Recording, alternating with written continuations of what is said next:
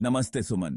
क्या तुमने सुना है कि शहरी विस्तार के कारण हमारे आसपास की प्रकृति कितनी प्रभावित हो रही है?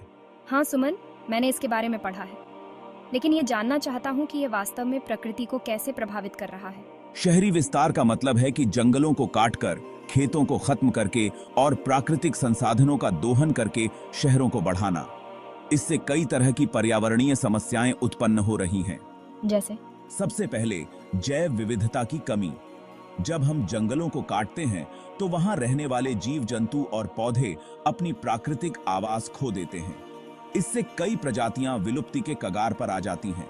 हाँ, ये तो सही है। मैंने भी सुना है कि बहुत सारी प्रजातियां अब खतरे में हैं। बिल्कुल।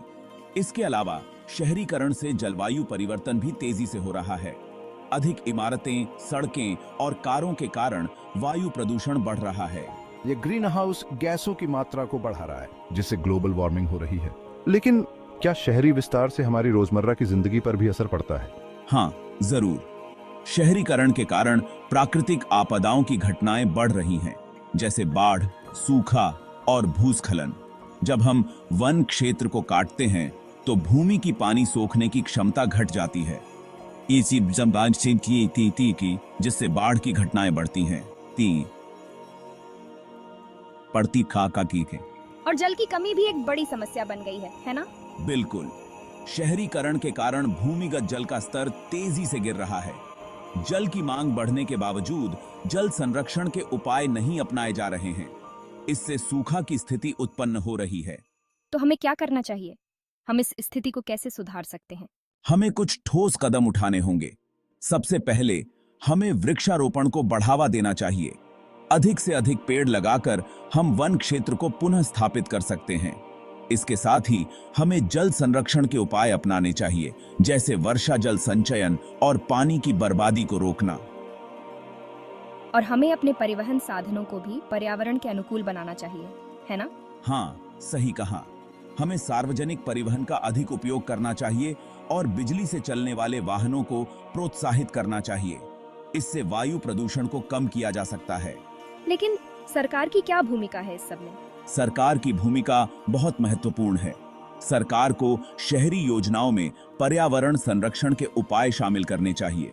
साथ ही उद्योगों को भी पर्यावरणीय मानकों का पालन करने के लिए मजबूर करना चाहिए। हाँ, और हमें भी अपनी जिम्मेदारियों को समझना होगा। हमें जागरूक रहना होगा और पर्यावरण संरक्षण के लिए अपने स्तर पर भी प्रयास करने होंगे। बिल्कुल सही कहा। हमें एक साथ मिलकर काम करना होगा ताकि हम अपने पर्यावरण को बचा सकें और एक स्वस्थ और सुरक्षित भविष्य सुनिश्चित कर सकें। धन्यवाद सुमन, तुम्हारी बातें बहुत ही ज्ञानवर्धक थीं। अब मैं भी इस दिशा में कुछ करने की सोच रहा हूँ। धन्यवाद राजेश। यह हमारा कर्तव्य है कि हम अपने पर्यावरण की रक्षा करें और आने वाली पीढ़ियों के लिए एक बेहतर दुनिया छोड़ें। शहरी विस्तार के कारण हमारे आसपास की प्रकृति कितनी प्रभावित हो रही है, यह जानना बहुत जरूरी है। हाँ राजेश, शहरी विस्तार का मतलब है कि जंगलों को काटकर, खेतों को खत्म करके और प्राकृतिक संसाधनों का दोहन करके शहरों को बढ़ाना। इससे कई तरह की पर्यावरणीय समस्याएं उत्पन्न हो रही हैं, जैसे जैव विविधता की कमी, जलवायु परिवर्तन और प्राकृतिक आपदाओं की घटनाएं बढ़ना। जब हम जंगलों को काटते हैं तो वहां रहने वाले जीव जंतु और पौधे अपनी प्राकृतिक आवास खो देते हैं। इससे कई प्रजातियां विलुप्ति के कगार पर आ जाती हैं। बहुत सारी प्रजातियां अब खतरे में हैं। शहरीकरण से जलवायु परिवर्तन भी तेजी से हो रहा है। अधिक इमारतें, सड़कें और कारों के कारण वायु प्रदूषण बढ़ रहा है। यह ग्रीन हाउस गैसों की मात्रा को बढ़ा रहा है, जिससे ग्लोबल वार्मिंग हो रही है। हमें सार्वजनिक परिवहन का अधिक उपयोग करना चाहिए और बिजली से चलने वाले वाहनों को प्रोत्साहित करना चाहिए। इससे वायु प्रदूषण को कम किया जा सकता है।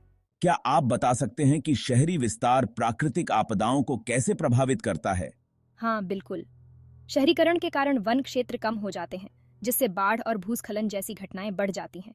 शहरी विस्तार के कारण जल संकट कैसे उत्पन्न होता है?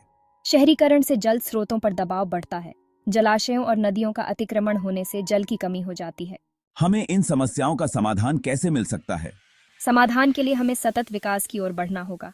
हरियाली बढ़ाने और जल संरक्षण के उपाय अपनाने होंगे। तो हम पर्यावरण के अनुकूल परिवहन के बारे में क्या कर सकते हैं? हाँ, यह एक महत्वपूर्ण सवाल है। हमें अधिक से अधिक सार्वजनिक परिवहन का उपयोग करना चाहिए और पैदल चलने या साइकिल चलाने को बढ़ावा देना चाहिए। सरकार इस दिशा में क्या कदम उठा रही है? सरकार ने कई योजनाएं बनाई हैं, जैसे कि हरित परिवहन को बढ़ावा देना और प्रदूषण कम करने वाले वाहनों पर सब्सिडी देना। और हमारी व्यक्तिगत जिम्मेदारियां क्या हैं? हमें अपनी जीवन शैली में छोटे छोटे बदलाव करने होंगे, जैसे कि कारपूलिंग करना, ऊर्जा की बचत करना और कचरे को सही तरीके से प्रबंधित करना। तो अंत में हम क्या निष्कर्ष निकाल सकते हैं? यह कि शहरी विस्तार को सही दिशा में ले जाना हमारे हाथ में है। हमें मिलकर काम करना होगा ताकि हम एक संतुलित और स्थायी भविष्य सुनिश्चित कर सकें।